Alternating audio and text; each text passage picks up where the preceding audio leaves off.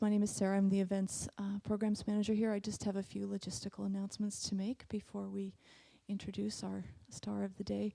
I also want to mention there's lots of nice cushion space down here in the front. If anyone doesn't have a chair, we will be bringing some more in after the meditation period. So we're going to go today actually from 2 till about 4. And then after 4 o'clock will be the book signing and reception down in our dining hall, which is down the hill and on your right. I think you'll see it on your way down, but if you don't, you can grab any one of our volunteers and they can give you more specific directions. So since we're only going for 2 hours, there won't be any official breaks. So if you need water or to use the restrooms, please feel free to do so. The bathrooms are outside of here and to your right, as is the drinking fountain. And okay, so we do ask that there's no recording or photography during the event. All this setup that you see here is Ridwan, who will be videotaping and recording for archival purposes only. None of this will be for sale later on. If you do stand up today to ask a question, we'll have the mic available, and you will be recorded. At the end of the event, 4 o'clock, come back here, see Bob, and sign one of these release forms. Please, you'll have to hold your questions. So, does anyone have any questions right now? Great. Okay, well, I'm going to pass the microphone over to Evan Kavanaugh, Spirit Rock's Executive Director. Thank you so much. She is so great. Just before she walked in to calmly make those logistical announcements, Sarah found out that she was out of registration forms out front. So, yay, Sarah. Welcome, everyone. My name's Evan Kavanaugh. I'm the Executive Director at Spirit Rock. A real pleasure to be here for this, a little bit of an unusual day for us, having a very different spiritual tradition represented here at Spirit Rock. Although I must say that Hamid has a long place in the heart of this community here, where we teach Vipassana meditation and are out of the Insight meditation tradition, because if I remember correctly, Jack Kornfield's very first well-known book called A Path with Heart is dedicated to Hamid, and they have a long-time relationship. More recently, I am very clear, as I've watched people in our Teachers Council grow and change the way they teach here at Spirit Rock, I very much see the interpersonal and relational practices coming back into our community from the Diamond Heart community. And I know, because I'm doing a lot of work on our planning for the future, that we are spending a lot of time now thinking about and talking about relational qualities here at Spirit Rock in a way that we didn't used to. And I know that that has a lot to do with Hamid's work. And I happen to be a Diamond Heart student myself and have benefited greatly from Hamid's teachings and wisdom, and I'm quite grateful. How many other Diamond Heart students do we have here today?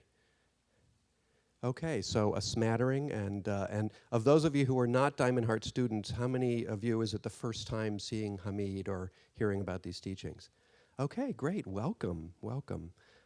That's really wonderful. So a little about the day. It's not going to be your traditional Spirit Rock Vipassana sitting day. We will do Hamid will lead a meditation for 20 or so minutes, how long he decides. And then we'll give a talk, some teachings. And he then may take us through a relational process where you might actually have to talk to the person next to you. So for those of you who are unaccustomed to that, you can start sweating now. Or maybe if you came with someone you knew, that'll be okay. Or maybe if you came with someone you knew, that'll be worse. Who knows? But in any case, I know that there's great wisdom to be had here, and I'm very happy to welcome Hamid Ali. Welcome.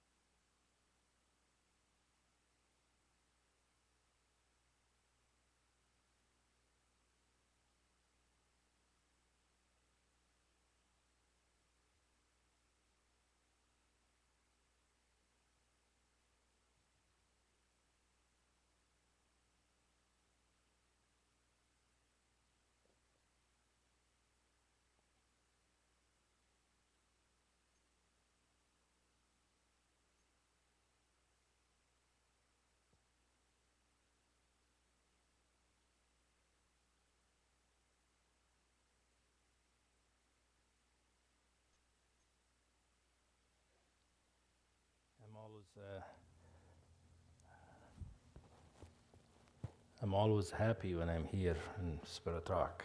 I like the place, I like the people. It's a nice, great hall. And, what goes in it all the time makes the energy so nice, and I like their bell very much. You'll see. Um, and I really appreciate the invitation and the opportunity to come here and do a little thing together. So I like to usually start with a short meditation. So many of you probably already do some kind of meditation or another, so you could do whatever meditation practice you do. If you don't do any meditation practice, we just sit quietly, and you could just feel your breathing without doing anything to it, just feeling it. So I'll start the meditation with a bell, and we'll end it with the bell. And after that, I will speak for a little while. Let's see what happens.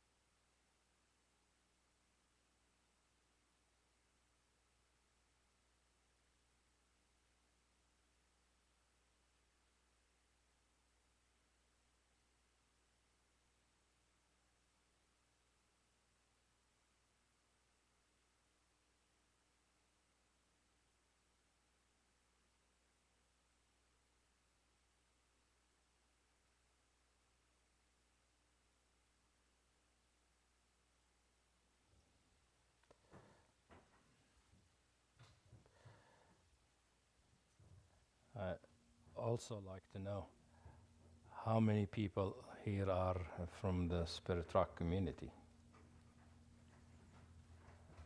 Okay, good. So the various groupings from different sources. So this is really an occasion of a book. I'm basically going to try to give you some idea what the book is about, what the book is attempting to do. And so it's a it's an introduction to the book. And hopefully getting the sense of it or the feel of it. What's it about? That might help you read it and connect to the reading and be able to receive some benefit from reading it.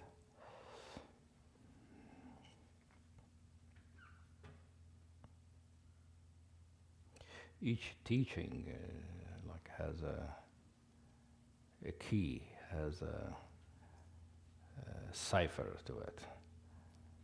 And if we study a teaching without knowing the cipher, without breaking the cipher, without knowing the key, we don't really get it.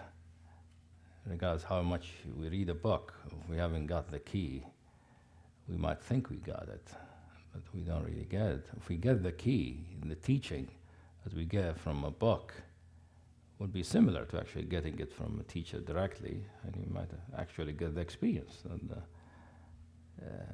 book is attempting to communicate. So that's what's orienting my presentation today. What I want to say and do. So the book title is Unfolding Now. What is the now, and what does it mean, unfolding? Most of us think if the now unfolds, it will become tomorrow. I mean, the title sort of mean that, but not exactly. That's only a small part of it. But really the attempt is first addressing, more than anything else,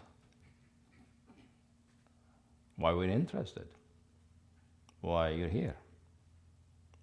Like, you're here for a reason. You're not here because you're looking for somebody to marry, right? I'm not available to get married. You're here because you're interested in some kind of a way of being, interest to learn about yourself and about life and about reality.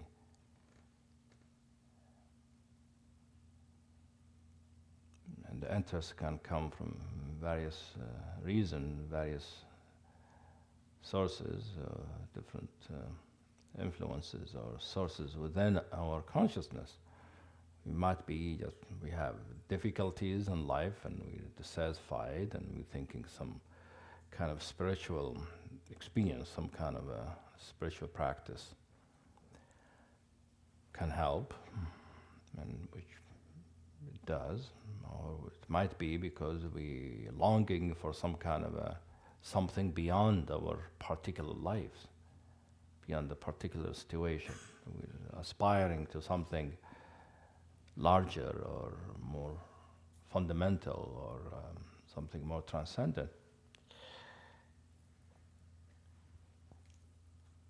Or you might be one of those lovers who just love to find out about reality. Or we might be an individual who's seeking some kind of a connection, a union with reality, with divinity. Whichever way we experience the interest, we have some kind of interest. And I don't believe any of those reasons, actually. I don't think they're all interpretations. Usually we're interested because something very, very, very deep in us is stirring, making us get interested, want one thing or another, be curious, get more loving and compassionate, more sensitive, meaning we're maturing and we're growing as human beings. And I think human beings, when we mature in terms of our experience of ourselves and the sense of being a human being, it is a natural thing, and when we matured to a certain degree that we will be feeling the interest in the next stage of maturity. And this next stage of maturity turns out to be including what people call the spiritual in our experience.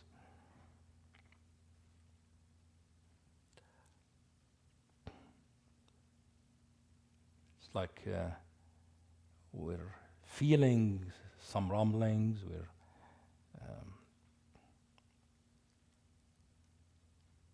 sensing a stirring, a longing, a discontent, a curiosity, an interest, a love, some kind of incompleteness, or some kind of completeness, make us be interested in where this completeness is coming from.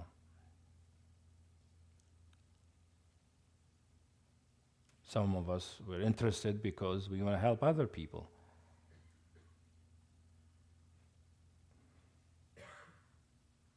I was actually contemplating that before when I was thinking about what am I going to do this afternoon. I was thinking about it today, this morning. And that's one of the things I was contemplating is why do people want to do that? Why do people get engaged in spiritual work?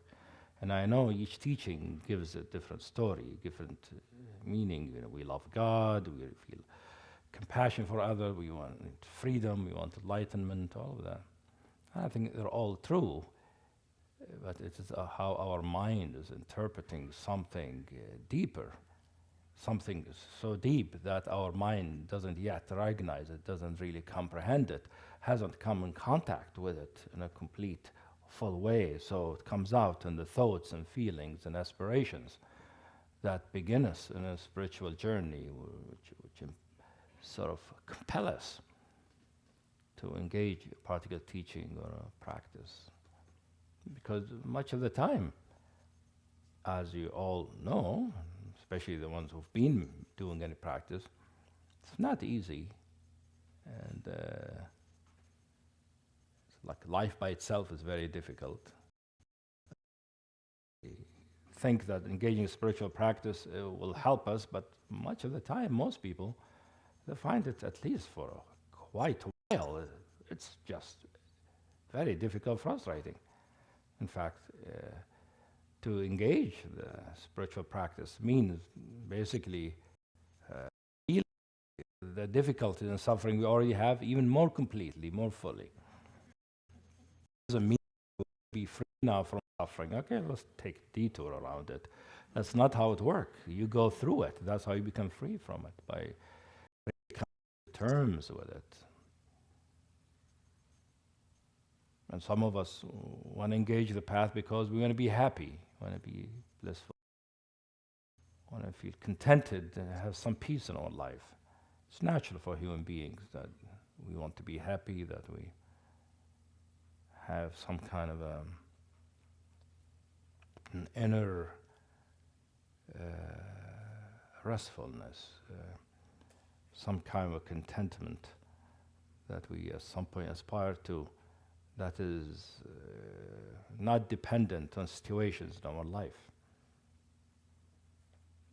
Many of us seek or feel a desire for some kind of freedom, that we're not free, we're limited, we're hampered, our potential is not actualized, and we feel we can be more, or we can give more, we could contribute more, and we're aware of our limitations, and we want to. So we engage spiritual teaching. So in other words, the main way actually that the inner stirring appears in us is a movement in the heart. A stirring, a feeling in the heart, whether it's compassion or love or curiosity or passion or longing.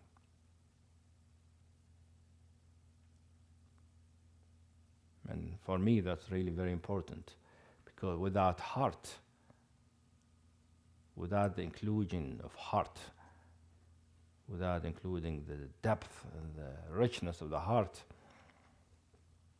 our path will be difficult. It'll be more difficult than it usually is.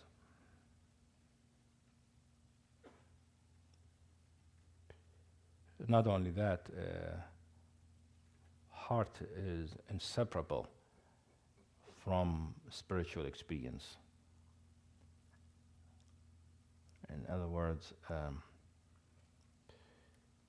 the condition of realization or enlightenment, or whatever we call it, has a feel to it, has not only an insight and understanding, but it has a texture, it has an affect, a feel. And that's heart. And with that, including our heart, our experience will tend to be more mental. And not only that, it won't work. The mental is already part of our difficulty.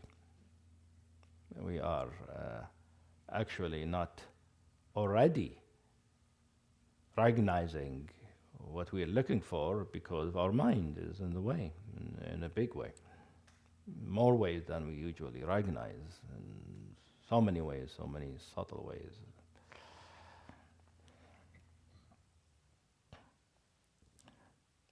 But any teaching assumes or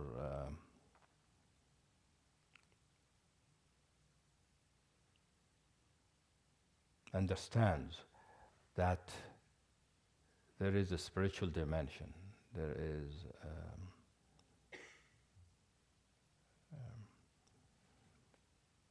something beyond or besides the sensation of the body, the emotions of the heart, the thoughts and the images and memories of the mind. There's something not created by mind and not created by your mother and father. Something that is deep in you, that is the depth of you, that is your spiritual nature, that is your spirit, that is your underlying, what I call true nature. The usual word I use for the spiritual ground. When I say true nature, it's like our consciousness has a nature. Our experience has a nature. When I say it has a nature, I mean just like the body, its nature of the body is all atoms. Right? The nature of your body is all atoms. When you break it down, it's all atoms. Now, when I say that the nature of the body is atom, the atoms are not somewhere else. They are the body itself. They're not separate from it. So the same thing. Our true nature is not something separate from us at the moment. It is our nature. And just like in the body we cannot see the atoms, our nature tends to be invisible that way. Spiritual practice is a matter of developing our perception so it becomes like electron microscope, so you could see the atoms. So you could see the underlying nature that usually is invisible. But the spiritual nature has many differences from atoms, although there's many similarities. First of all, it's not particles.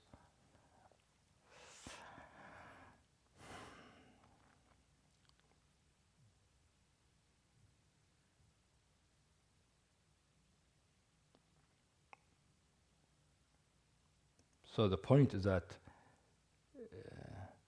in engaging any spiritual journey, any spiritual practice, is a matter of learning that there is more to human beings, more to reality, more to us than meets the eye. And not only that there is more to us, that a recognition of this nature does not only bring freedom from suffering, give us freedom, it is the freedom. It is non-suffering, because no content of our usual experience can enter into it.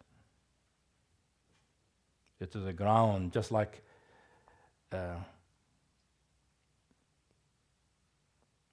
your body, your atoms, for instance.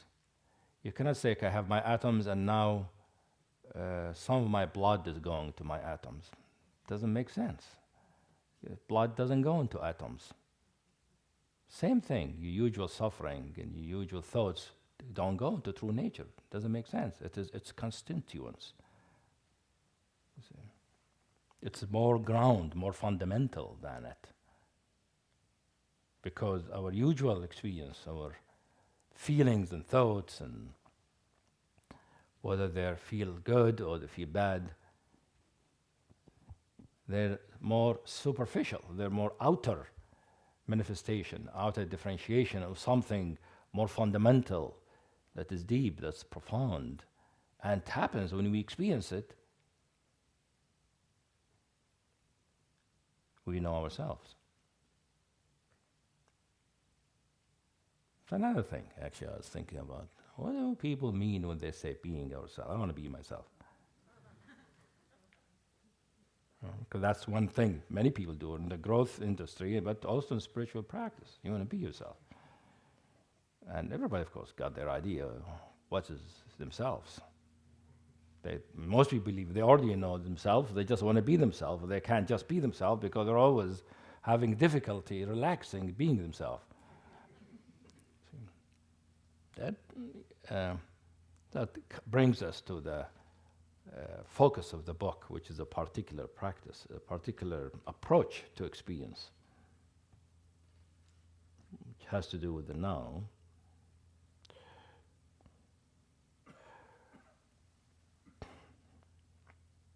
Which addresses this question: what does it mean to be ourselves? And how to be ourselves? We all, of course, want to be ourselves and want to feel free to be ourselves, meaning not coerced to be anything else.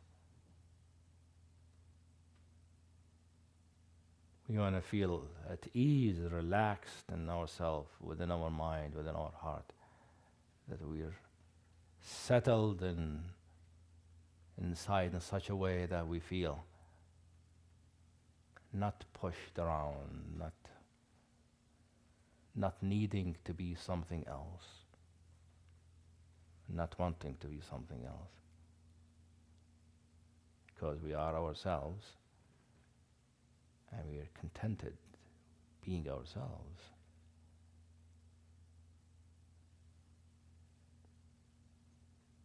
I think if we just, that happens to us in terms of spiritual practice, that's already a great deal of freedom. That's not yet what's called enlightenment, but it is pretty good. You know, many of us are sort of buffeted by all kind of influences and by all kind of forces from within, from without. It's not only we don't know how to be ourselves, we can't be ourselves, we don't even have an idea what is this self that we're going to be. And some of us, not only that, we believe we know the self, we try. Right? And many spiritual teachings tell you exactly that. The problem is the self. And how do you become yourself then? The problem is yourself. All of this is accurate, actually.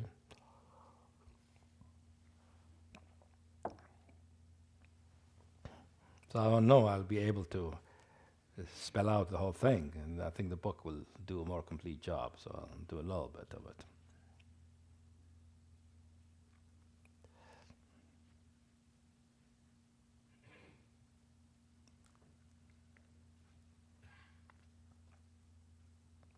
So the practice that the book focuses on, that really begins and goes through the whole book about, is an introduction to an approach to experience, which is different from how we usually approach experience, and it is different from how most people think spiritual work is, or inner practice is, until they get very deep into it, which is that the practice is a matter of not trying to change ourselves. That's the primary approach, not to try to change ourselves, not to try to change our experience, not to try to make it different, at the same time, not to try to keep it the same.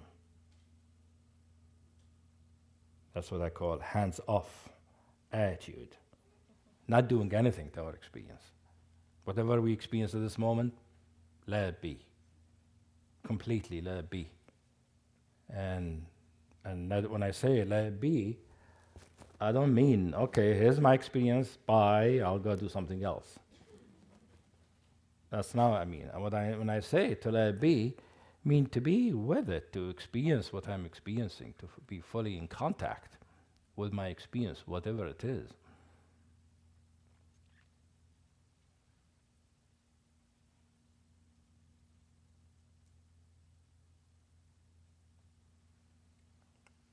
Without trying to make it different from what it is, or trying to accomplish something.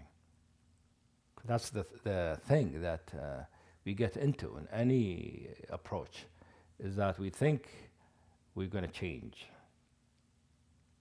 Right? That's why you're here, right? It's difficult to come here if you don't feel you want to change. Right? That's really the crux of the matter. That's the primary paradox that the book attempts to work with. That you're trying to change, you want to change, which means you feel the way you are is just not right, not complete, not it. And the truth is, it is true, it is not it. However, the fact that it's not it,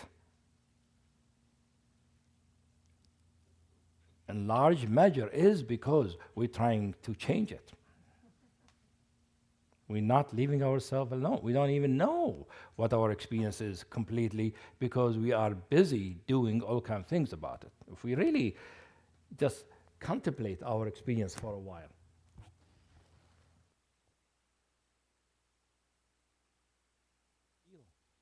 where we are, be aware of whatever it is, our feelings, our emotions, our thoughts, our sensations, our desires, our planning, our mental activity, or emotional reactivity, or all of it. We're aware of it, all perception. If we just pay attention, we'll see we're not just having an experience.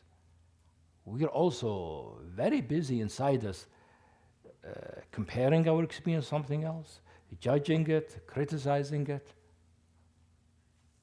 trying to sort of squeeze it into some kind of mold. We're trying to be somebody or something. Like, okay, now I'm feeling, hurt. Okay, I'm feeling hurt. I'm going to go talk to somebody about this. Like, okay, they hurt me and I better get satisfaction. Why do you want to do that? What's this about? Meaning I want to change what I'm feeling. What's wrong with just feeling it? Just experiencing it fully. I'm feeling really hurt. I'm feeling really sad. This person really was unkind. And I'm not saying you shouldn't go talk to them. Frequently, that's a good thing to do. But if I do it usually, I don't do it because I want to change what I'm experiencing inside.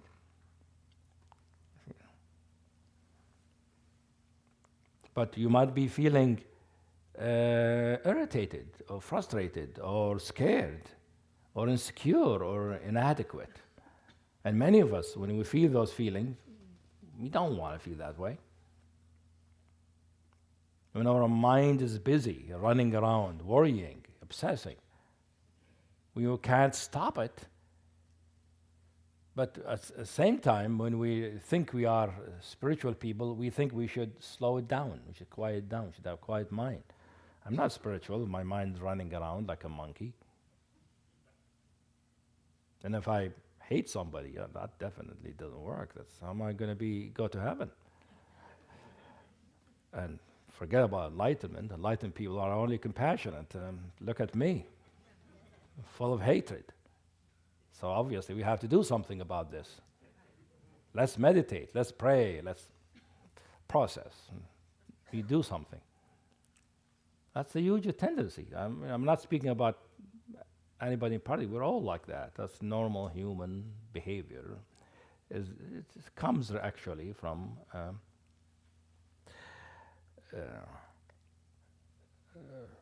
it is something that we evolved with from the origin of our human evolution, and that when something's happening, we do something about it. Something is a problem, you do something, and that's how you survived. And that's how our mind learns. And our mind actually by now is hardwired. And when there is an obstacle, there is a difficulty, you want to do something about it. You want to change it. So our minds just apply what it has done with the environment to inside. Inside could be dangerous or undesirable, or if it's desirable, I want to keep it. Get a paper and sign, it's mine. And have notary public. This is my enlightenment. So we're already doing something. In other words, what we do might be inactive. We're trying to push it to go a certain direction. We're trying to hold on to it, sort of put the brakes so that it doesn't change. If it is something we believe we like, it's good. In both cases, we're doing something to our experience. We're not just simply experiencing it.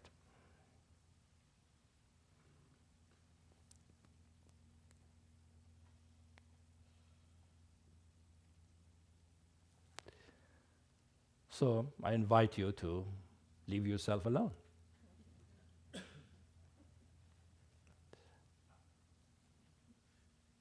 Be there for yourself, to be aware of oneself, our experience, to be present to it, in contact with it, as fully, as completely as possible, to know it as fully as possible, and not do anything about it, not to interfere with it.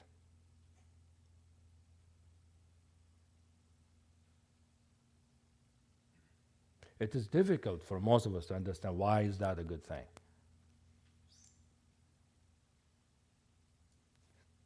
We have to go very deep in ourselves and recognize our spiritual presence to understand why is that a good thing. See, we could see at the beginning that it's not compassionate, it's really rejecting or critical or devaluing of ourselves, or we're reacting, we're dissociating ourselves, we're dismembering our experience, we're not comfortable within ourselves, we're all that. But in reality, the approach is not based on these things. It's based on the fact of what is our spiritual nature is. Our spiritual nature, if it encounters that kind of experience, it approaches it with an open heart. Does not matter what it is. Just opens its heart as wide, as big as possible, with all the openness, with all the vulnerability, with all the compassion, with all the love, and all the whole, and says, okay, I'll hold you. I'm here, I'm with you, I know you, recognize you, attune to you, be with you. That's what spiritual nature does. It doesn't do anything. Because of its very nature, it simply is. That's why it's called presence.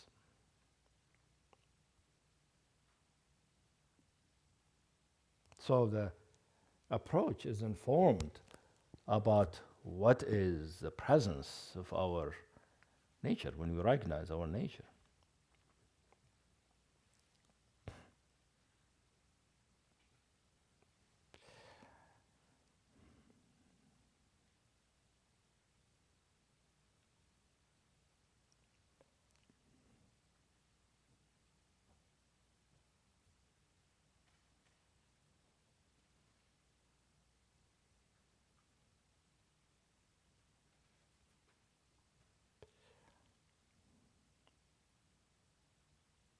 Because our nature, or the ground, or the dimension, that is a dimension of freedom, the dimension of contentment, the dimension of true happiness, the dimension of authenticity, truth, and reality.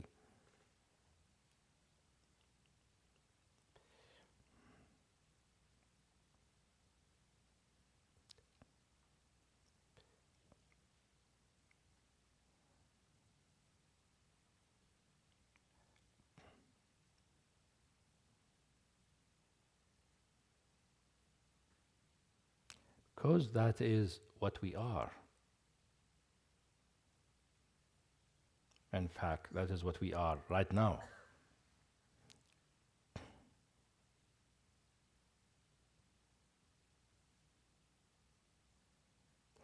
all the things we do to our experience basically dissociates us from that, separates us from that ground. It estranges us. Our inner activity, inner manipulation, interference with our experience functions to take us out of that ground, make us leave it.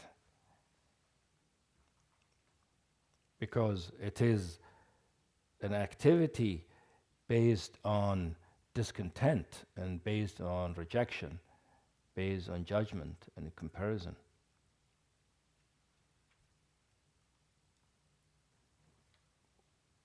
And all of these things are of the very essence, very the nature of that disconnection, that estrangement. In other words, we are actively doing these things to ourselves because we are not being ourselves truly, and by engaging to do it that way, we perpetuate that estrangement from ourselves.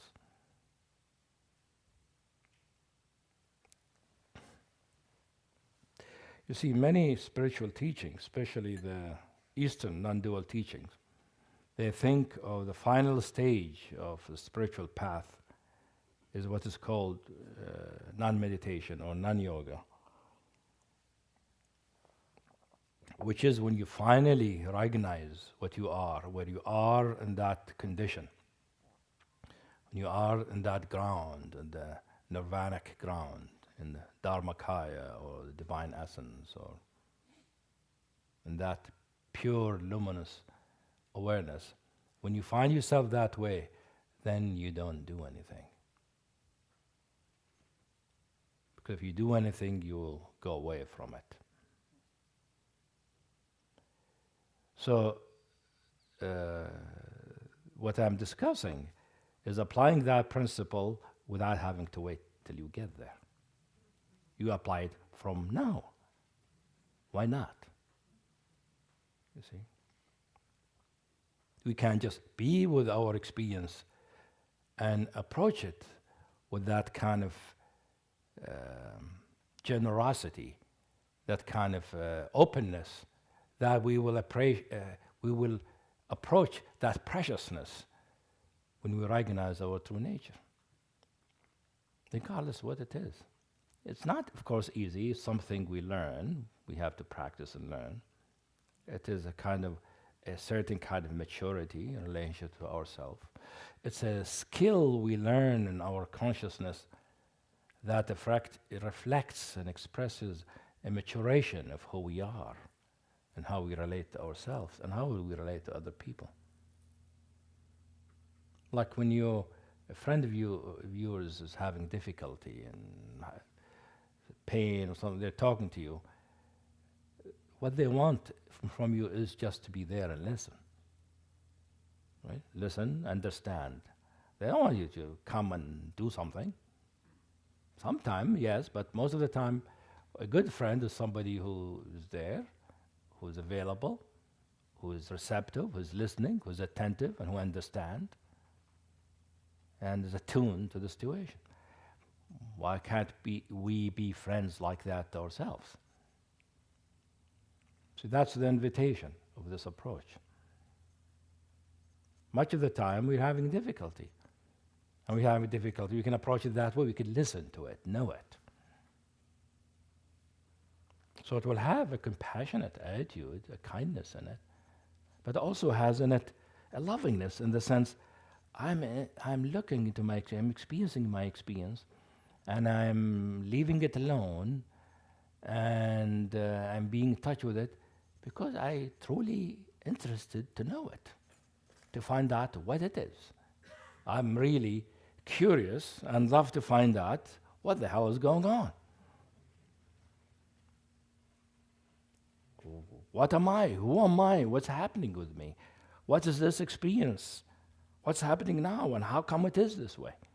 And I get smart enough at some point, I become brilliant inside when I recognize, maybe I have studied quantum theory, recognize that, If I interfere with the experience, it changes, and then I won't know it. I'll be knowing something else. So, to really know where you are, when you say, oh, well, I want to be myself, how do you know yourself if you don't know yourself? To be yourself, it includes knowing yourself while you are being yourself. If you're just being yourself and you don't know what it is, you'll be like a little baby, that's fine. But, I assume we're not babies anymore. See, a little baby can't be itself, all relaxed, happy, blissed out, maybe, especially after you had a good feeding. Well, the baby doesn't know what it is, what's it being. For adults, that's not sufficient. And not only not sufficient, it becomes very easy to lose that and begin to believe with the kind of thing we do, like the crying and the yelling to get what we want, is really the real thing. You see?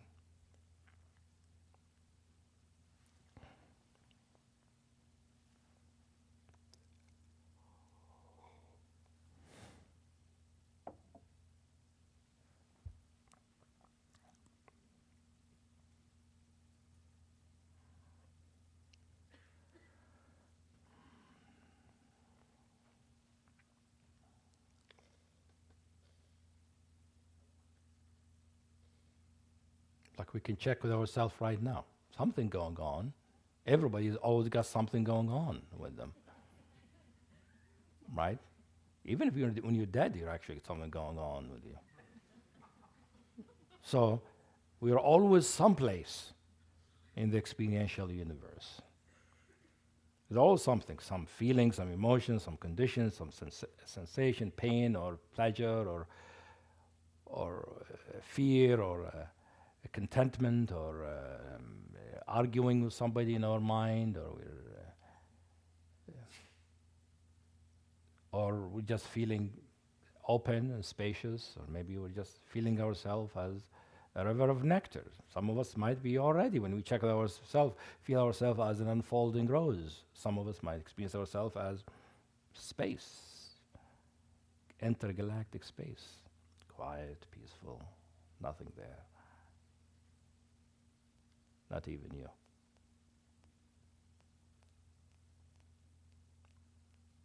So when we check with ourselves, I'm just opening where we are because everybody's different. There's always something going on. And I found out that the practice that I found most effective, that I liked most, is the natural thing, which is to find where I am at each moment, to recognize it and to know it as completely as possible and not do anything to it. See, usually we are partially aware of what's going on with us.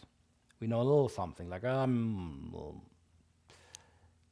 irritated. But when you really explore, what is this? You might find out that you're really mad at somebody. Or if you explore a little more, you find you're not really mad, or you're terrified because the ground under you is opening up,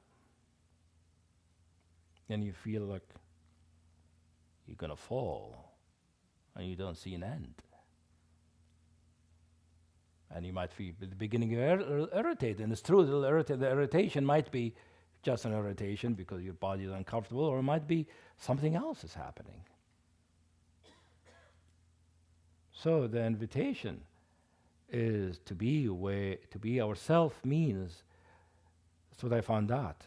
Learning to be ourself starts with finding out where we are at the moment and not doing something to it. And what I found out about that, the book details, is that approach is finding where we are, being aware of it, in contact with it fully, and understanding completely, and not doing anything about it,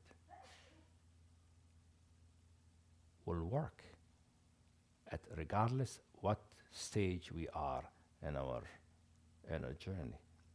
Whether we are feeling some kind of neurotic reaction, whether we're feeling happy, we feel contented, or we are in the enlightened non-dual condition. all of those, this practice does not depend on where we are. And it is based on many principles. One of the principles I mentioned, the principle of presence, that when we recognize our true nature, we find it as some kind of a palpable kind of here-ness, now-ness. It's not only when we find our true nature, because it is the nature of our consciousness, the nature of our experience now, the nature of my thoughts, the nature of my body, the nature of my feelings. That when we recognize it, there's a sense of having landed, like, oh, I'm here. Because you are here, you're recognizing. That's the thing about those deeper thing of consciousness. When you recognize it, it is more there. When you don't recognize it, it is less there. It has more impact on us the more we recognize it. If we don't recognize it, it will have a very limited impact on us. We're always our true nature. We can't stop being our true nature, just like your body can't stop being its atoms. However, we don't recognize it. It's invisible to us. The recognition is the awareness and knowingness of this nature, and the knowingness of it turns out to be the same thing as beingness, as being it. And when I am being it, the sense of it is I am here, because, of course, that is me, and I am here. And have always been here, but now I'm recognizing it, knowing it, and as I know it, that being here takes greater dimensionality, takes depth, assumes more texture, more richness to it, more palpable feel that I am being the very awareness, the very consciousness that is aware all the time. But now, I'm not only aware, I am this awareness. And this awareness is a palpable here-ness, is a nowness. And then I recognize that this nowness is not just the present moment.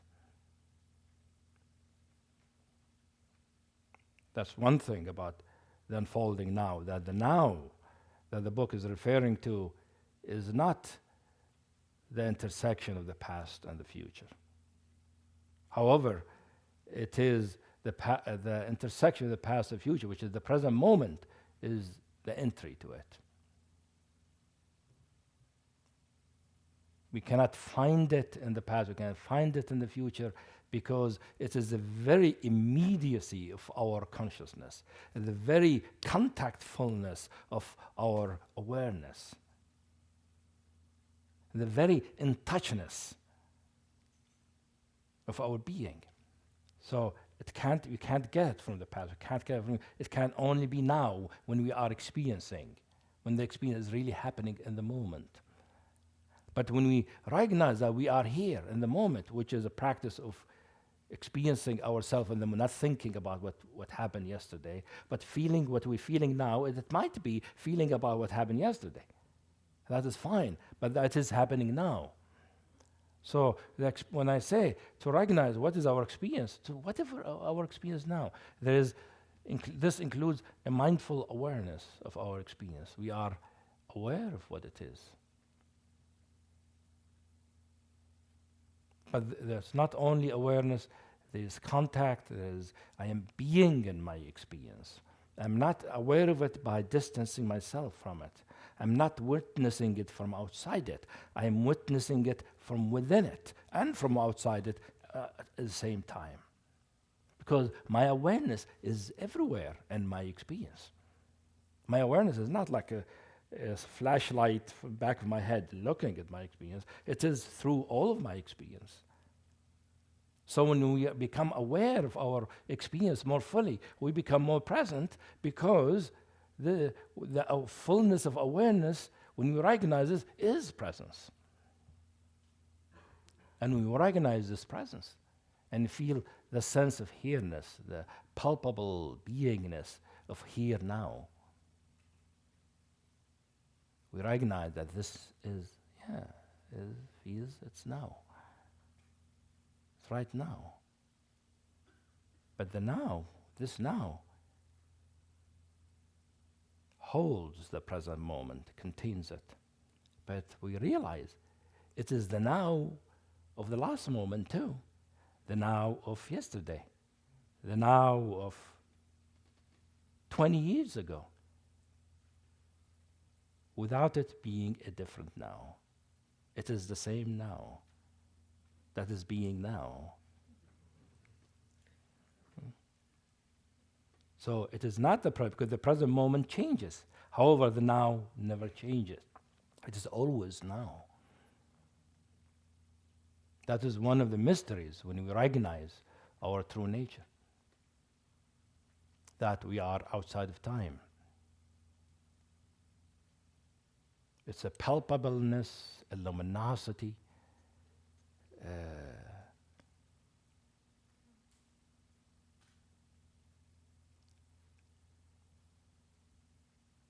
kind of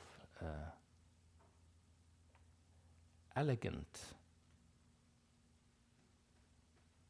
sensitivity, a kind of pure and immaculate kind of translucence. It is light. It has no heaviness, like the heaviness of the body. It's light. It's like your awareness, you enjoy light.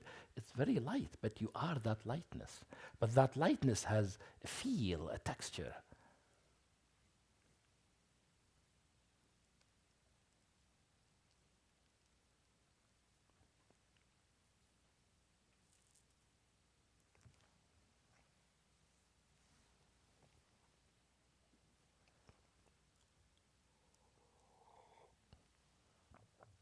All the spiritual methods really are attempts at precipitating ourselves in the midst of this, recognizing it, feeling it, being it, and not leaving it, and living our life from this perspective.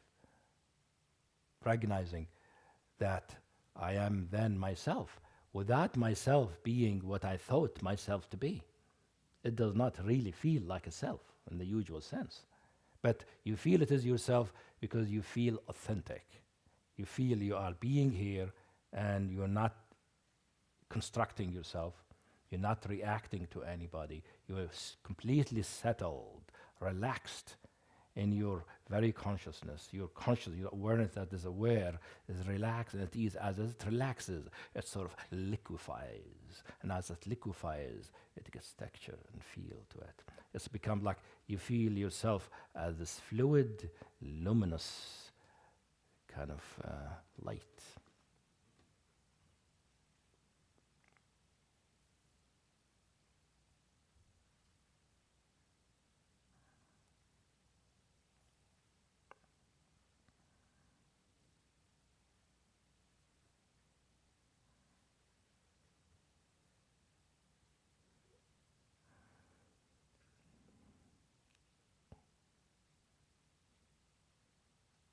And the interesting thing is that many of us hear about non-dual reality, read about it, even experience it. But we think non-duality is only in the experience of non-duality. We don't recognize that non-duality is the law of the land. It is the law of reality. Duality means this ground, this luminous purity, is always inseparable from everything else we experience. It's inseparable from my feelings and from my thoughts, emotions, my body, this room, you. And non-duality basically means that all that you perceive are emanations or manifestation out of this ground. Never leaving the ground is just this ground forming itself, sculpting itself into this body and that body, this car and that mountain, this thought and this feeling, this emotion, is sculpting and forming itself and changing its color and shape and texture and feel. That's what non-duality means. However, we when we practice it, most of we're not aware of that. We're not in touch with that. That's a very deep, profound place. That's where spiritual tradition trying to get you to recognize. That is the true condition. That is always the case. However, we don't see it that way. Because why? Because the glue or the medium that connects everything, which is the presence, is invisible to us. We don't see it. So everything seems separate, disconnected. You see. But the fact that non-duality is the truth, is the law of consciousness, means even when we're not aware of the non-dual, it is still non-dual. Which means our experience right at this moment, regardless of what it is already connected to that luminous ground, that purity, that freedom we're seeking. It is a manifestation of it. We just don't see that. That's why staying with our experience and feeling it and knowing it as fully as possible, it will naturally reveal what it is. And it will reveal that it is a manifestation of this ground. At the beginning, it might not reveal itself fully that way. It might reveal itself like saying, wow, I'm feeling today, well, when I'm hearing all of this, I just feel crummy. I feel deficient and inadequate and worthless. But when you're feeling worthless. Suppose somebody feeling worthless. What do we do with that? Most of us say, well, I'll start thinking about all the good things you've done. Right? Trying to prove to you, I'm not really worthless. You either feel sorry for yourself, try to get away from the feeling worthless, or try to do something to make yourself feel worthy, or remember all the kind of things that make you a worthy person. But all these things are attempts to change the worthlessness. While the worthlessness is really just one of the manifestations of this ground. And if we really know it completely, we will begin to see its connection. If we feel, for instance, if we stay with this worthlessness for a while, we feel worthy, we're going, oh God, I feel worthless. Oh, I get it why I feel worthless. It's because that conversation I had with your colleague. And you realize that your colleague is getting ahead in what she's doing in terms of research or whatever, or a project or a book, and you're just starting. You realize, oh, I'm comparing myself. And you realize, wait a minute, I am comparing myself. Why am I comparing myself? And you recognize that there was some attitude that your friend had, your colleague had, was wondering about you. Well, about you, what are you doing? And it was sort of subtle, and you didn't recognize it, but that activated in you this sense of worthlessness. And that means you're really understanding your worthlessness more. Not only you're feeling the feeling, you're recognizing how come it is there. What brought it up in you. And if you continue just being with and exploring it, you recognize, but wait a minute, it's true that he sort of had that kind of sort of smug attitude that made me feel worthless, but why would that make me feel worthless? And if you explore that, you realize, oh, of course, and especially if you're psychologically oriented, or had a therapist, or read Freud, or something like that, you recognize at some point, oh, this person reminds me how my father was. He always thought I am never will amount to anything. He always thought I didn't do things right. So there's this deep worthlessness, valuelessness that's been there for all these years and has been activated now in the situation that reminds you that. But many of us think, okay, now I know it's my father's father transference, now I understand it, and now I get mad at my father and all that, don't be done with it.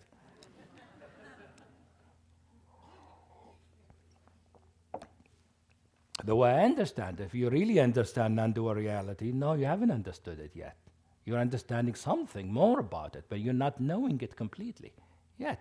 You're aware of it, you're feeling it, but the knowing is not complete. Because if you really explore more, how come if my father was like, why do I continue feeling this way. Yes, my father related to me that way. How come do I continue feeling that way? Just because my father was like that. See? You begin to see that something in your past is intervening in your present experience and influencing you, conditioning your how you feel now. So your experience now, although being yourself mean feeling worthless, right? That is not the whole story about who you are. There's an influence of the past, and you're not really being yourself completely. You're being something from the past. And if you really explore this worthlessness and what is this worthless? What does that mean? I feel worthless. You see, because when we experience worthlessness, we feel now we know it. I feel this worthless, it's terrible, horrible. Let's get rid of it, right?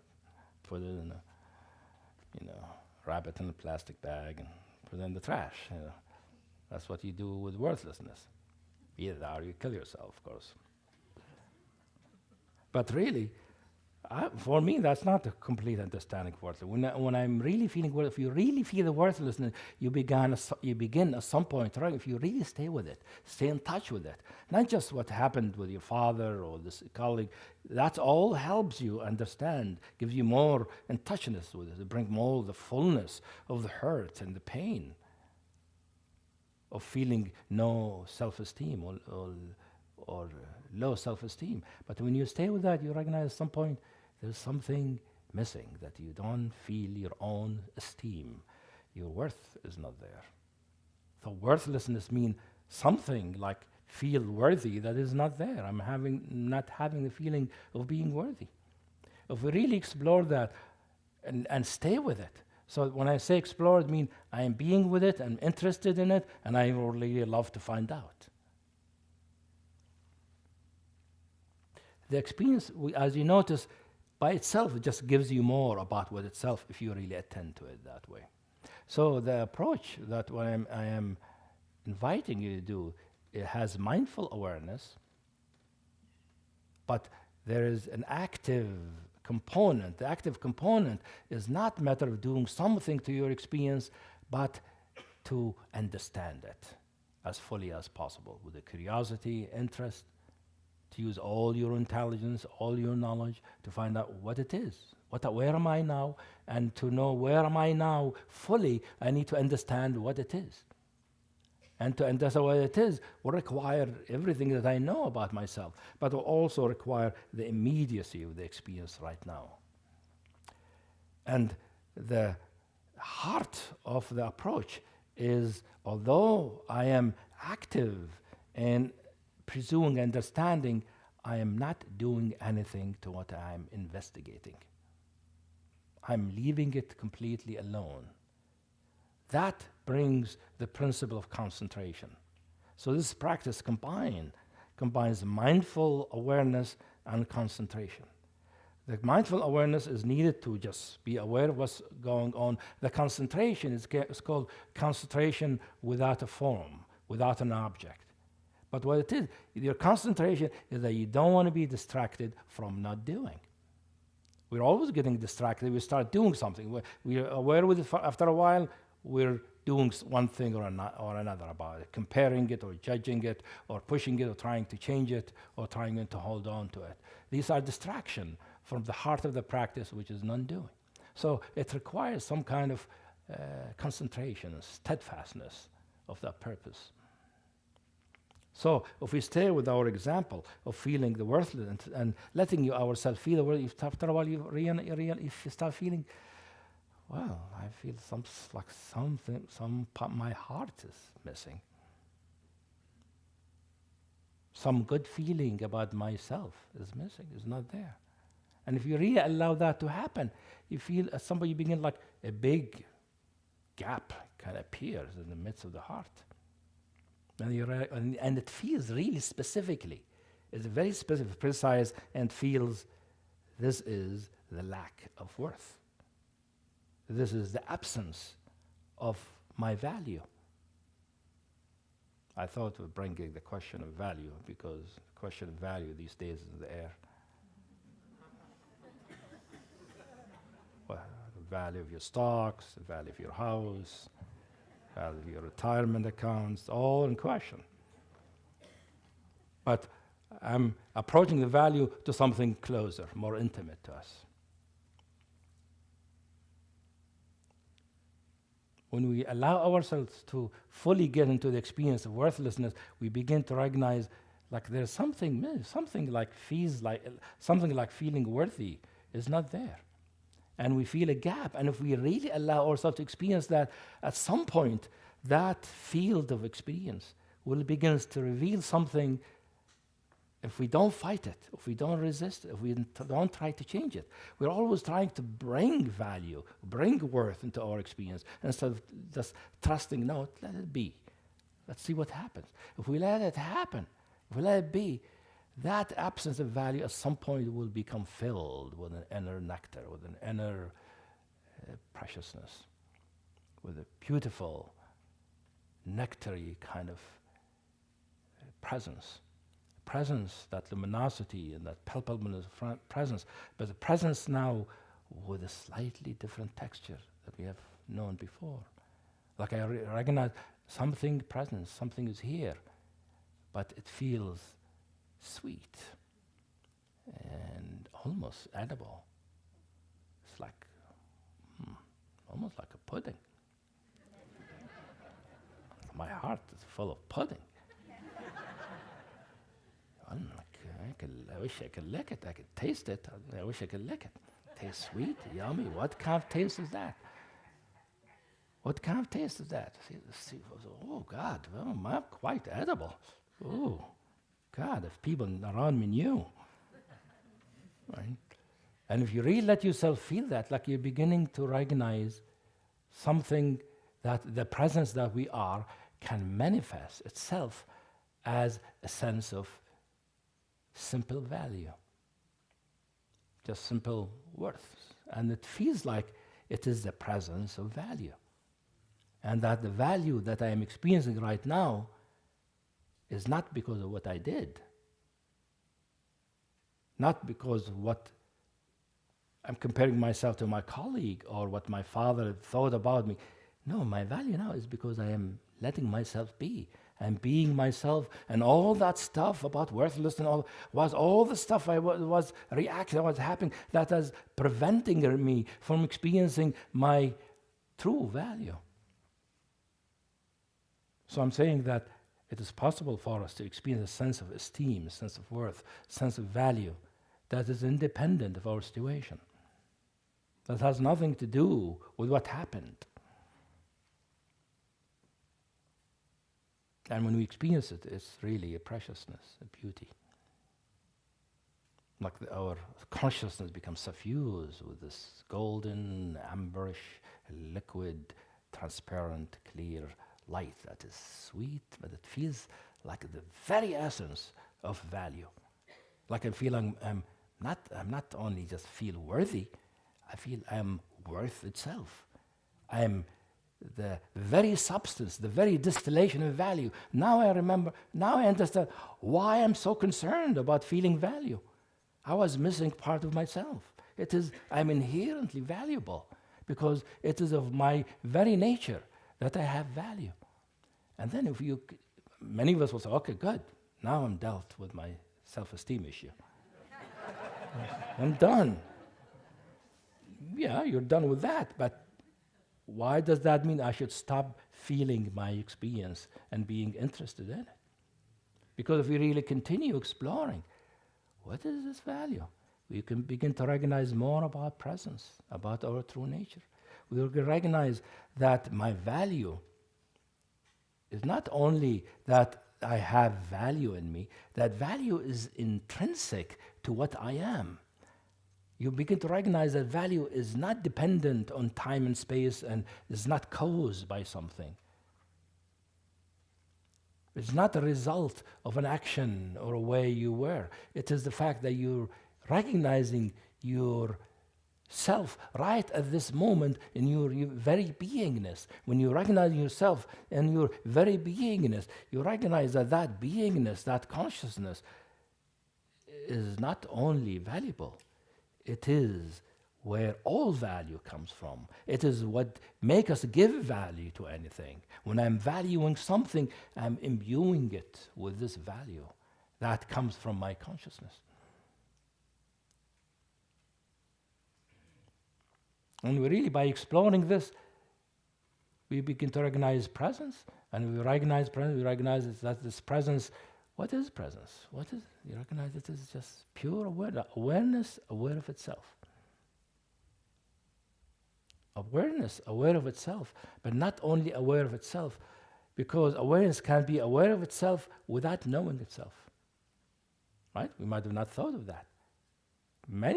Frequently, we are aware of ourselves. You know, if somebody stuns you and you're aware of yourself, really. You wake up in the morning, you're aware of yourself, but you don't recognize it. You don't know it. You don't know what it is. You don't recognize that that is the awareness, that that is what you are. So knowing is a very important part of what says, not just awareness, there is a knowing in it, because awareness can be an unknowing awareness, in the sense it can be just a perception.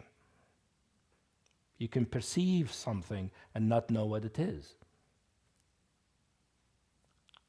Just like a little baby, perceive all kinds of things, they don't know what the hell they are. You see, that doesn't mean they don't see anything. They see all the colors and they hear all the sound and all that, but they don't know what it means. But we have the capacity to know. And the interesting thing that this capacity to know that we develop from childhood becomes part of the problem, because we begin to know and we start thinking, we start conceptualizing, and we start interposing those concepts in our experience, and before we know it, we are full of ideas and thought and concept and memories that the immediacy of the now is gone. At the same time, it is this knowing that is needed. Questions later, please, after the talk. It is this knowing that makes it possible for us to know our experience fully if we focus on the immediacy of it, not what we're thinking about it, not what we're remembering, not our ideas, but to feel it and know it in its immediacy and know its detail, and this knowingness will begin to unfold the now. Like, what is when I say the unfolding now, what does it mean? It is the now, the experience happening in this immediacy. And as you know it, and the more complete that you know it, the more it opens up, the more transform, the more it changes to become reveal what is its underlying truth, what is the dimension that is deeper than you perceive. It is its very nature, the now of its very nature. When we know it completely, it begins to reveal more. Because to know it completely means knowing its connection to what's underneath it. Otherwise, you won't know it completely. You'll just know it partially. Since you're interested in really knowing it completely, that interest, that love will itself unfold it, invite it to reveal itself, to show itself to you, to tell you its secrets. And your consciousness will then give you its treasures.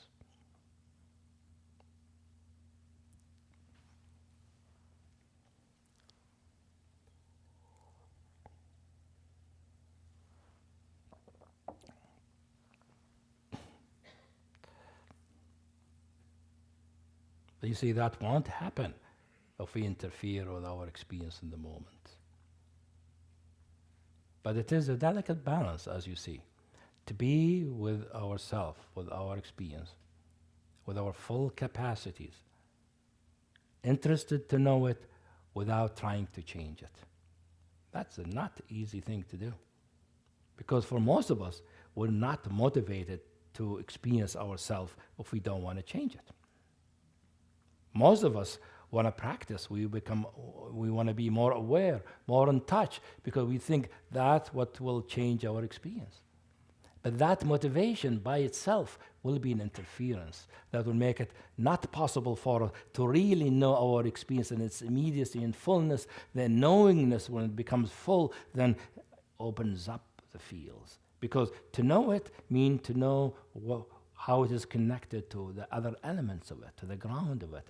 And after a while, it's not only the worthlessness is connected to a sense of this beautiful sense of value and self-esteem, this elegancy of heart. But that elegance of heart begin to show that it is just one manifestation of an ocean, of whole vast space.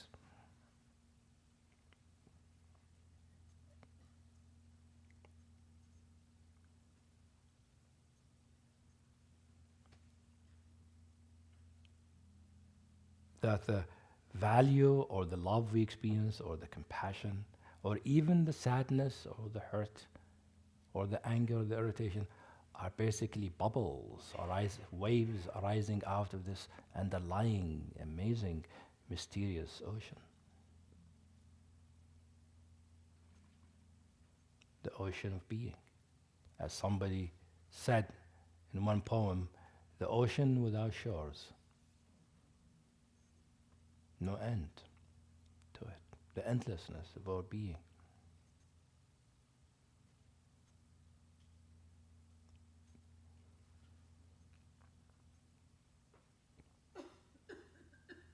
And you are actually already there.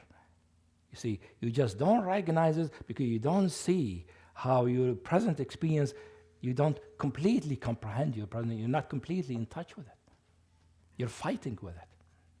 And you're fighting, as long as we're fighting with it, as long as we don't understand our present experience, it will tend to repeat itself, stay in the same loop instead of unfolding. When the moment we know it fully, it begins to reveal something else about itself. The knowingness invites something else we don't know about it, which will invite another dimension of knowing.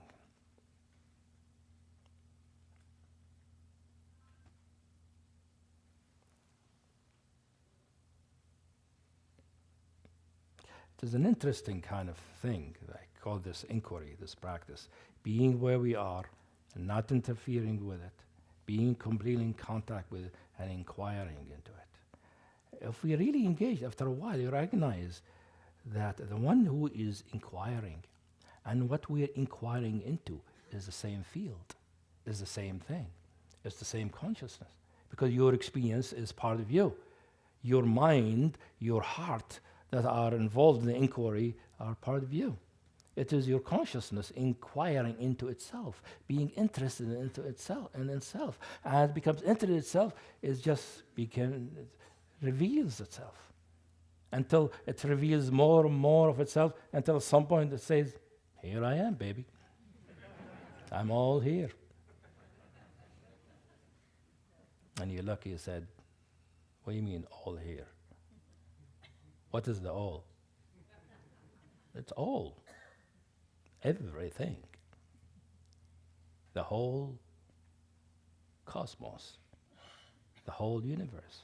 You realize that what you have been all this time, that the awareness that is perceiving is this ocean, this ground, this underlying medium. That is the nature of your experience, the nature of everybody's experience, and the nature of everything, and it is an indivisible medium.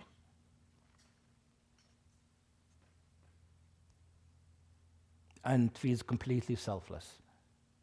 It's like nobody possesses. It's not like when I say I am here as the totality, I don't mean that little individual is now this. No, I mean that individual has sort of recognized itself, got recognized, and through being recognized, that awareness, recognized that individual has been a construction in the mind, based on beliefs and ideas, and that simply becomes just an organ of perception, an eye through which we look, nerve through which we feel, and that what we are is really beyond the content anyway, beyond all the particulars.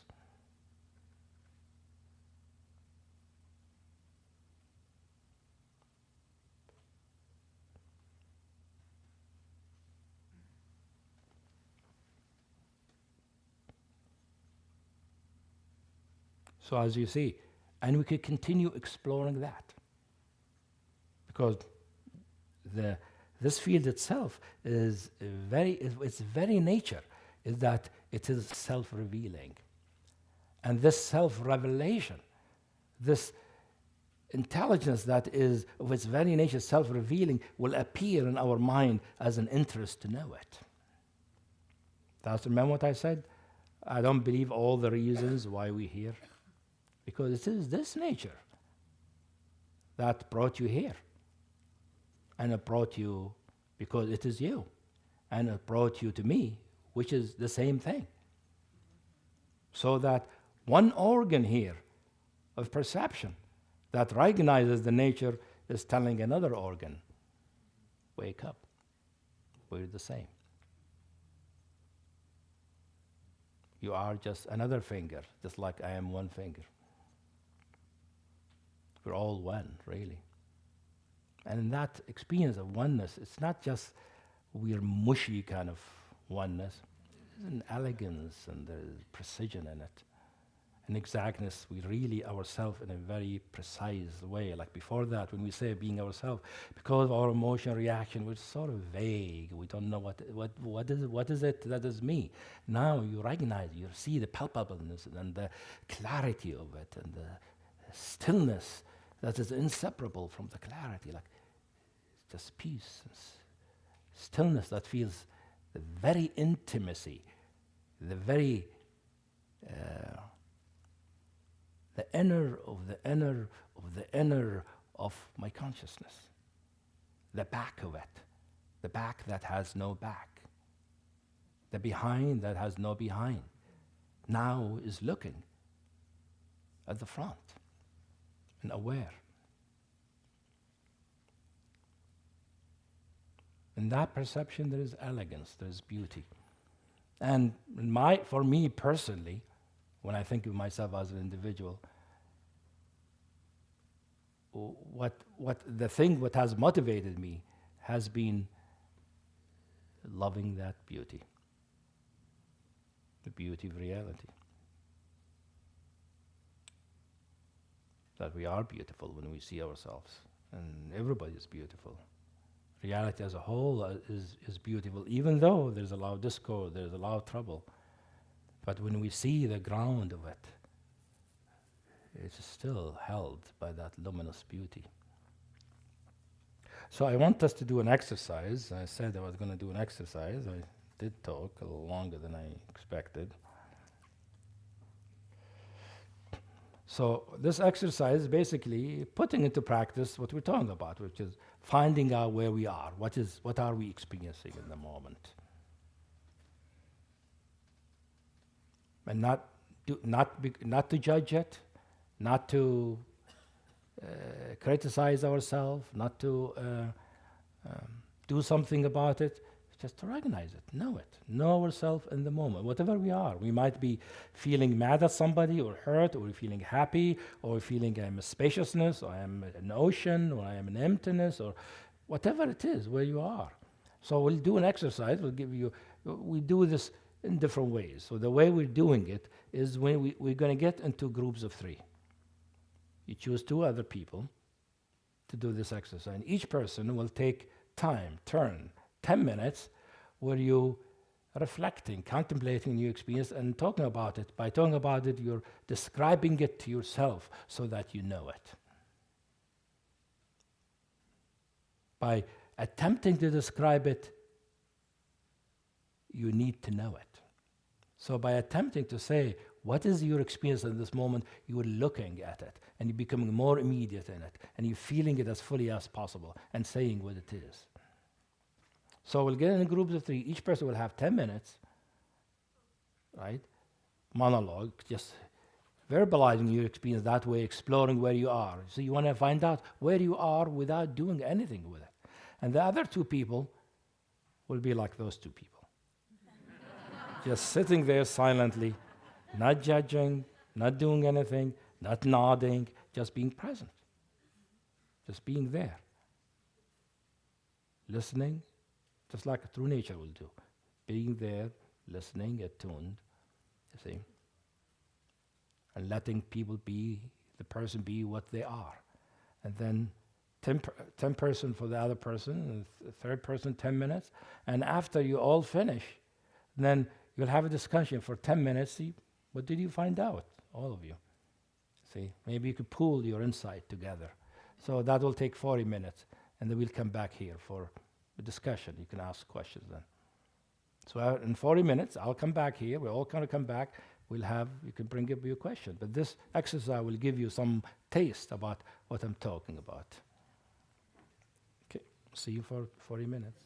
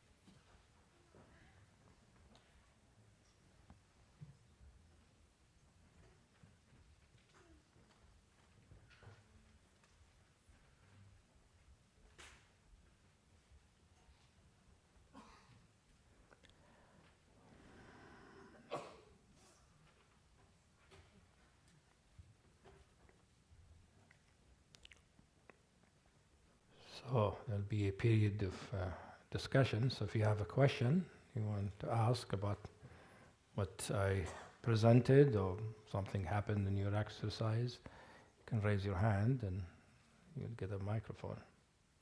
Okay, all the way at the end.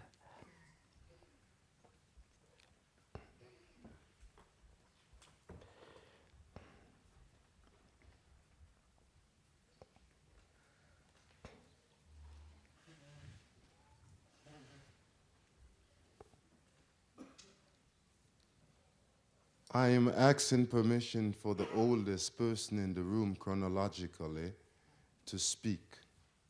I am not sure, but even in silence, I accept there must be someone in this room. Thank you. In the simplicity of your voice, I am not sure I have a question later, but just an observation. Yeah. The simplicity of your voice in the nothingness of the words. There's a certain space of innocence I find similar to this child that I heard you spoke of twice. The child who, as if just after a full meal, gets into the bliss. Mm-hmm. And also the second one, the child who probably is ignorant, knowing nothing, how to work the simple things out. Just looking in the room and observing the adultness of the room, I'm also using this as an observation too, to say the simplicity of your voice, the message of nothingness, just doing nothing. And the observation, I am feeling a sense of all adult in this room now, in even a state of what you would say more innocence today than the child. And also a state of a more advanced ignorance and the eloquence of the heart, just looking at the child in that eloquence of the heart. My question really is the simplicity of what I experience from you, the nothingness and the observation of the people, and I am wondering how you do it.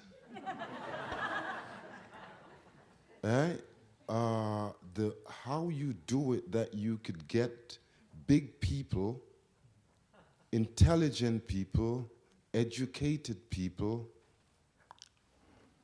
people who have been so conditioned in their many different ways. How do you get this? It's quite frightening, shocking for me. And I just go back to the appreciation of the innocence of that child in the space of, we say scientifically, oxytocin, that energy field, yeah? Sounds good. But the fact is that I don't do it. It's like that's the teaching. You don't do anything.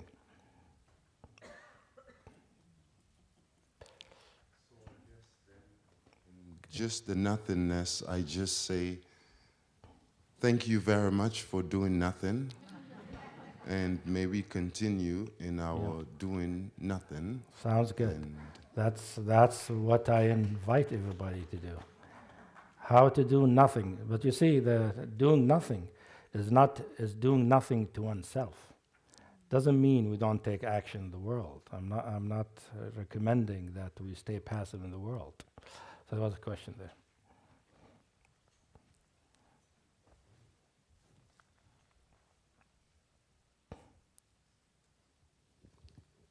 Hello, Hamid.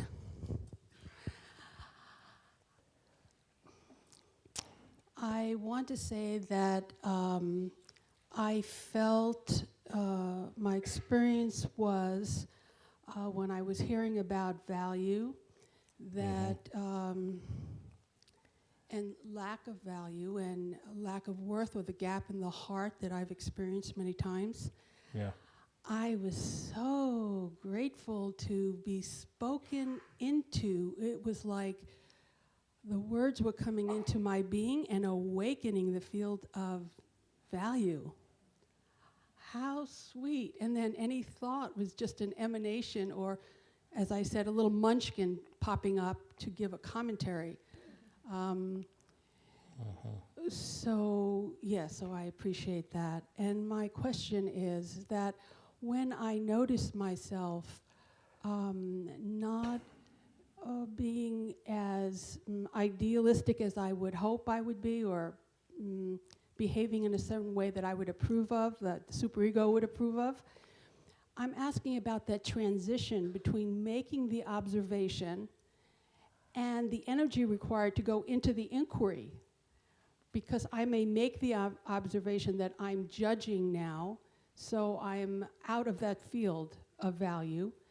Now, how do I walk myself away from the refrigerator or the television to actually go? What would I do? Would I go to my room and just start writing and asking the questions you were asking before?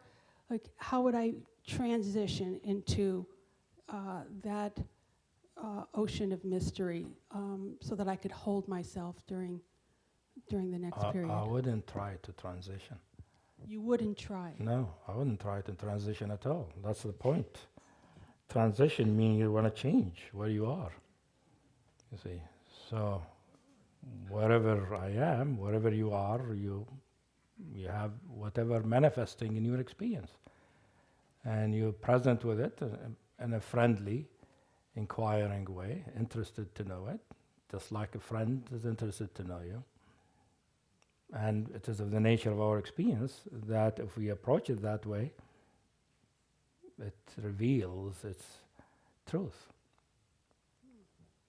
So the question of value, I gave that as an example. It's not always that value is what arises, or value is what's happening with us, or its absence. For you, turned out that was what was going on for you. It was useful. I'm glad to hear about that. But the illustration was all of our experiences interconnected, and our experience is interconnected in a meaningful way. It's not only that I have feelings and emotions and thoughts and they're all interconnected in a meaningful way. That meaningfulness is the expression of the underlying non-duality. So just to summarize, so it's not that I'm on channel 2 having some judgments and I have to turn to channel 4 in order to bring the field of consciousness or awareness to channel 2. I just become aware that channel 2 is operating and just be friendly towards that manifestation? Right, you don't switch channels. Thank You're you. just aware of whatever channel you're on. You just recognize it for what it is. You see, the switching happens by itself. True nature has its own intelligence, and it is what determines what happens. Who am I, who are you, to decide which channel you should go on? Okay.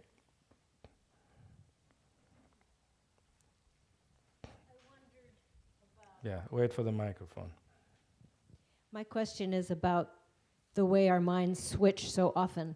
So while we were doing the exercise, there was this now, and then that now, and then Yeah. that now. So Yeah. the balance, can you say something more about the balance of inquiry where you sort of Right. get the concentration to stay with one now, Yeah. or let your now go all over the place? The now is always in the present moment. You might remember things from yesterday or from 20 years ago, but that what you remember is, if you just remember it, it is not completely in the now. And if you really fully remember it, it becomes in the now, in the sense the experience happens now. So even your memory actually is happening right now, even though you're remembering something about another time. So whatever happens, happens now. I guess my question has to do with working with attention. With attention, yes. So That's what we are working with all the time, right. with attention. So if one moment I'm feeling the trees and feeling my connection to the trees, Right, and then the next moment I'm feeling a tension in my belly, right. is there, in this approach, is there the effort to say, let's stay with the feeling of the trees, or an attention on something? No, what that I will inquiry? do is that I'm aware of how my attention is shifting from the tree to my belly. Okay. And I'm curious about that. Uh-huh. See? Thank you. So your attention is drawn by various things. I don't try to direct it. Okay. I was wondering if there comes a point where there's like an experiment, there's an end point to inquiry. And is that end point End point, you said? the end of the experiment, where it Yeah. stops, where it's Yeah. fulfilled, where it's complete? Yeah. If there is an end point into inquiry, then what is the experiencer? What does the experiencer feel, or what is the now of the experiencer? What makes you be interested in the end point? The end point means, to me, would mean all questions have been answered, that every experience has been with, have you been with every experience, and you understand the nature of every experience, and there are no holes left for you to go down into, that you have been through all the layers to get to that hole, and that the nature of being I see. has... So you're assuming that there's inquiry only because there are holes and there are issues. There are Exactly. difficulties. Yes. No, inquiry is independent of the content of experience. You can be inquiring into some difficulty you're having or some emotional issue, but you can be inquiring into being itself, into true nature itself. And there is no end to that. You might know true nature and they say, yes, this is true nature, and you're being in it, and you're being in the mystery, and the mysteries are unfolding. But that mysterious ground is always presenting new things. So I know that many people think that realization or enlightenment, you reach to a place and you just abide in it, and there's nothing more you need to know. That's not my experience. For me, that enlightenment is the beginning of another journey of exploration. The human potential is infinite. And is that new beginning into a different level of consciousness, or a deeper level of consciousness? That happens, yeah. There are in the inquiry, different levels of consciousness arise at different times.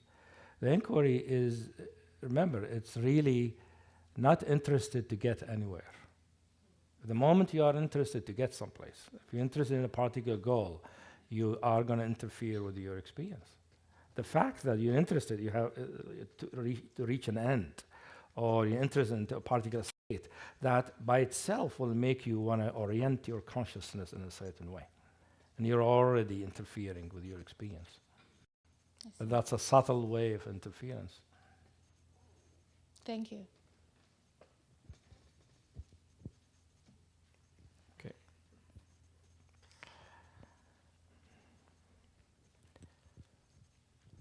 I was wondering if you could say a little bit about the difference between a traditional Vipassana meditation and inquiry. Well, the Vipassana is the mindful awareness, developing the mindful awareness. Vipassana is a whole tradition, a whole path on its own. It has all kind of things that happen to it and all kind of teachings around it. So definitely it's different. It is not the same teaching. But in terms of practice, inquiry is more active, more engaged with experience, and in Vipassana, of course, you're not supposed to do anything, right? Vipassana, you're just aware. Basically, Vipassana is really mindful awareness of whatever content arises. And the inquiry I'm discussing is that there is an engagement, an interest in the experience to know it, to find out what it is. See, so there is an explicit felt interest in understanding.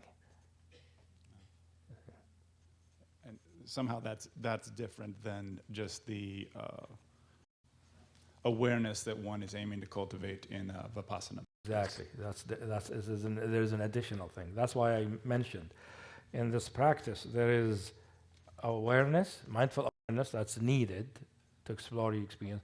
There's concentration, in the sense you're concentrated on not doing. In time, that concentration and non-doing becomes a concentration in true nature itself, because true nature is the non-doing, and it is the now. So it is a concentration in non-doing, which becomes a concentration in the now, becomes a concentration in true nature, and not being distracted from that. See? So the Vipassana can also lead to that place, but it's a slightly different approach. Thank you. Yeah. This practice, you see, of inquiry, is that you use your mind actively, and in Vipassana, you don't try to use your previous knowledge. You don't try to use it. It can happen on its own, and you have insight. And Vipassana, sometimes inquiry happens naturally in it, and things arise, and you have insight, and the experience transforms in a similar way. The practice I am discussing is more engaged, more active, more involved, and more immediate into the experience and the sense of presence, of being within the experience. Vipassana tends to give you a witness kind of consciousness. This one, the witness is from within experience. See? Within experience and engage with heart and mind and knowing it. And being interested in what it is. Not so that it will change, but in loving just to know it. Just like when you fall in love with somebody, right? Fall in love, first meeting, don't you want to know everything about them? If you really love the person, you want to know everything about them. Love goes with interest in knowing. If you just love somebody and the only thing you want is get in bed with them, most people won't consider that love. But love, you want to know everything about them, you want to know what they like, what they don't like, what they made them be that way, how they talk, how they feel, everything. So that's why I brought in the question of the heart from the beginning. So the heart is engaged. Yeah, I think you need the microphone, otherwise nobody will hear you.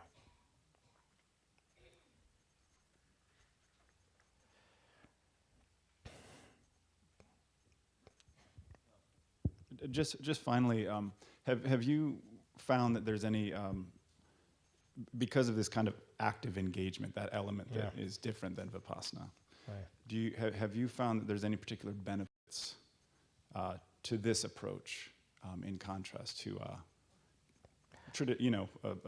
I can't say because I have not engaged Vipassana as deeply as I've engaged this path. I see. So you have to ask the people who do both. There are many people who do that. All right. Okay, question here.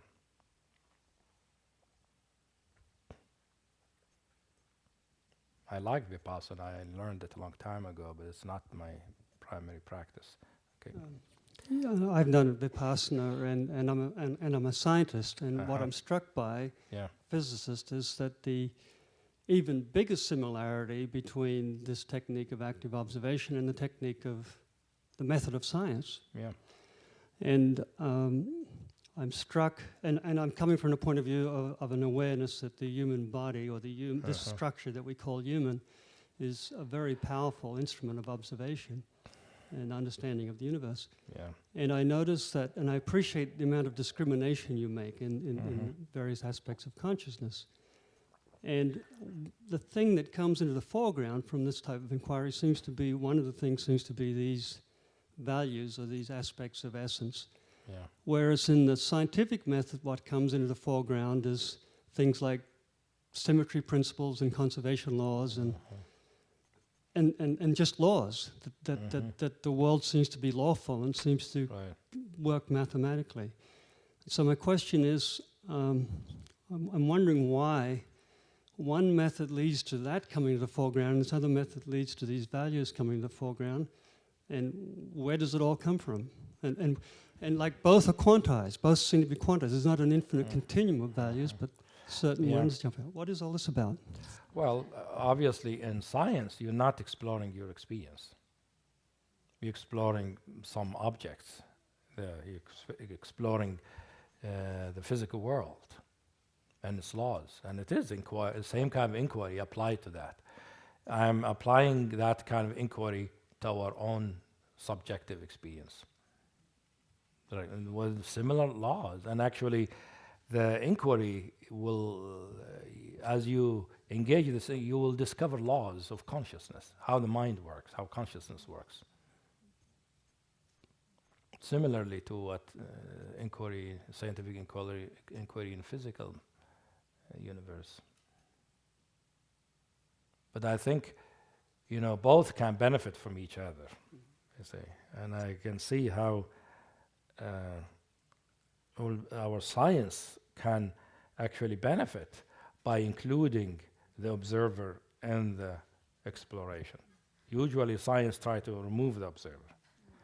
That's the way they think, by not interfering, right?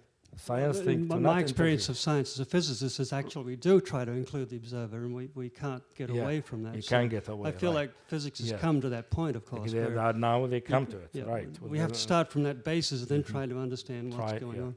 Exactly. Now we see that you cannot. You're always interfering by the mere fact of observation. And I think in the inquiry we're discussing, you'll see at some point, because of the non-duality, that at some point it's possible not to interfere because the observer and the observed are the same. In science, we don't know that. Or at least scientists don't operate from that principle. Again, I don't Yeah. see physics that way. Yeah. We must operate from the principle that we're, Yeah. that the observer's involved and we're observing ourselves and so on. We have to come from that point or we get stuck. We can't progress. I agree. Yeah. Yeah. But one thing then that strikes me is the laws of consciousness as we discover them and begin to formulate and discriminate them. In the scientific world, these laws follow mathematics. We haven't found ways that don't follow mathematics yet. Right. So what about the laws of consciousness? Are we going to find mathematical relationships between them? I think possible. I tried actually one time to write, partial differential equation for consciousness. I wasn't successful because, mostly because I couldn't determine all the variables.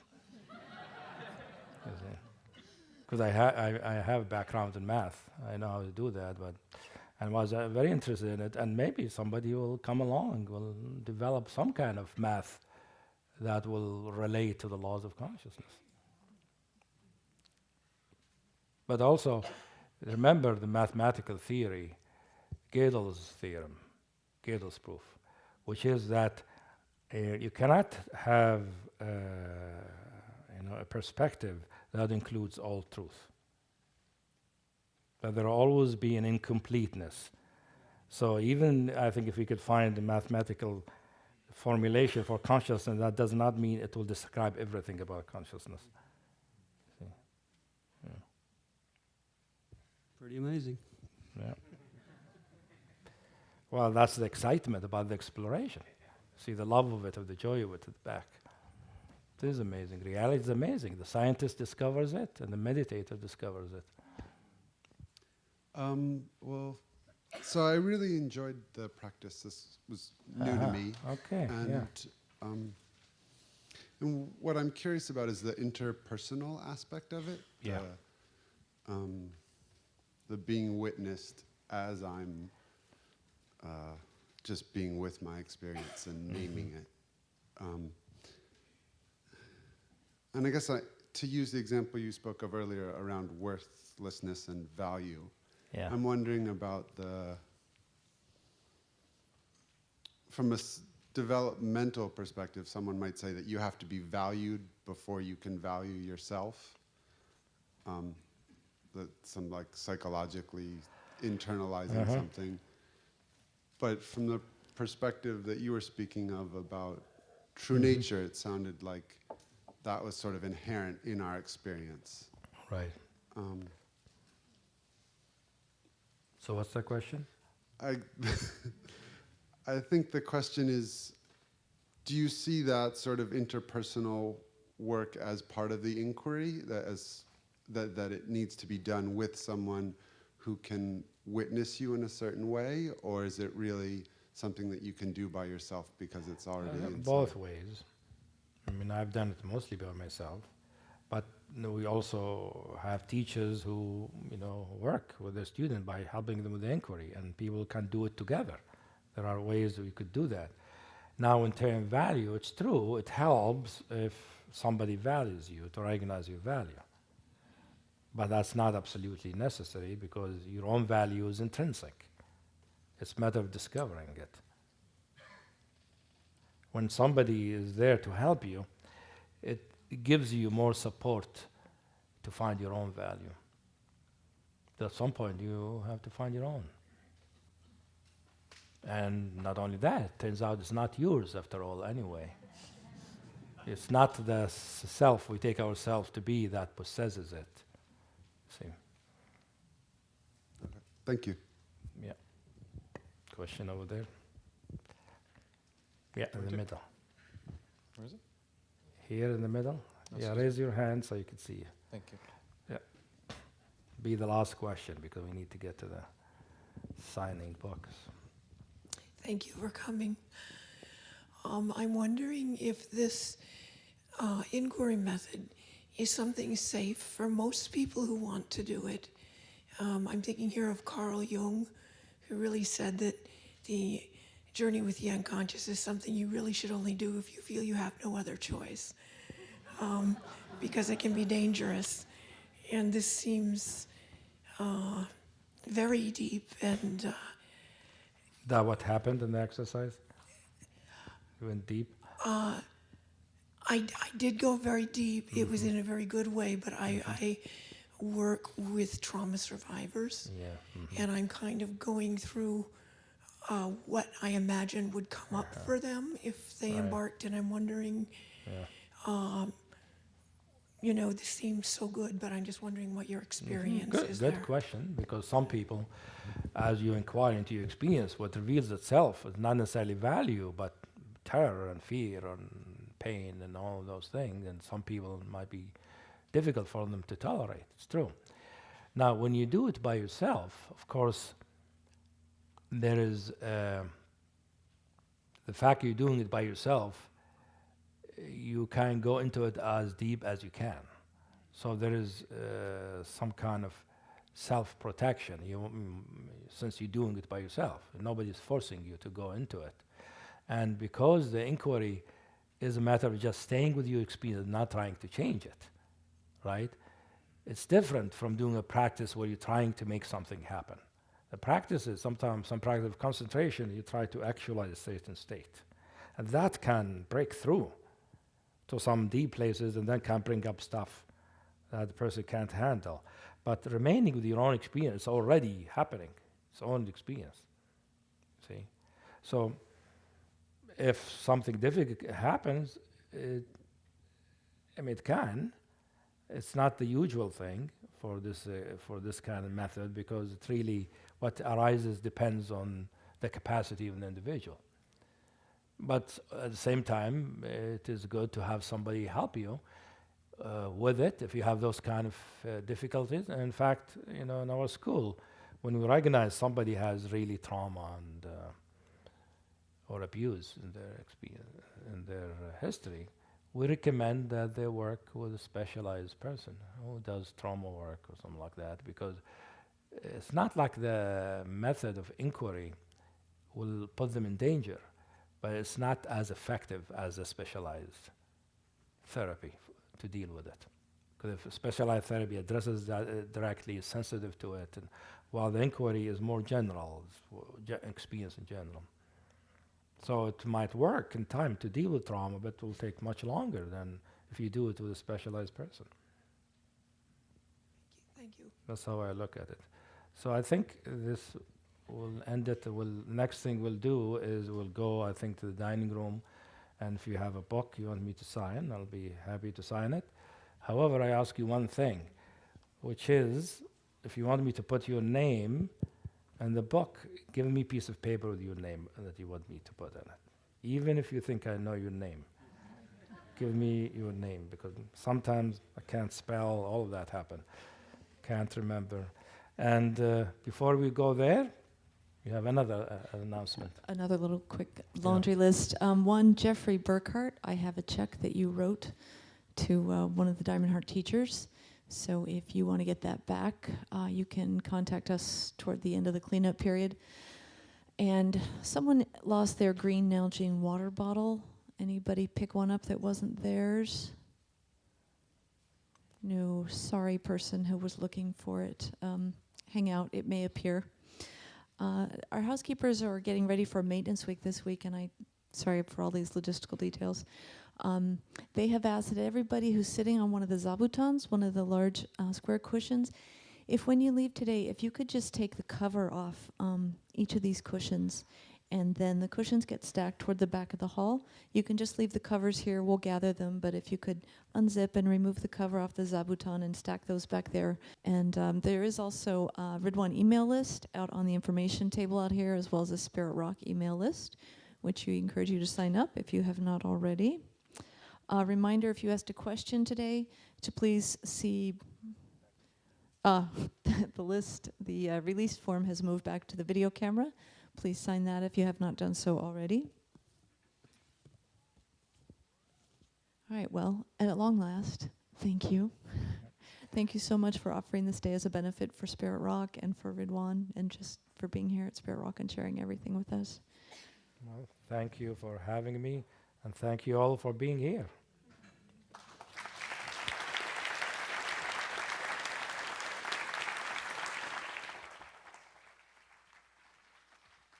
We'll see you all in the dining hall. If you need to get to Fairfax, you do have to turn right leaving Spirit Rock. So turn right.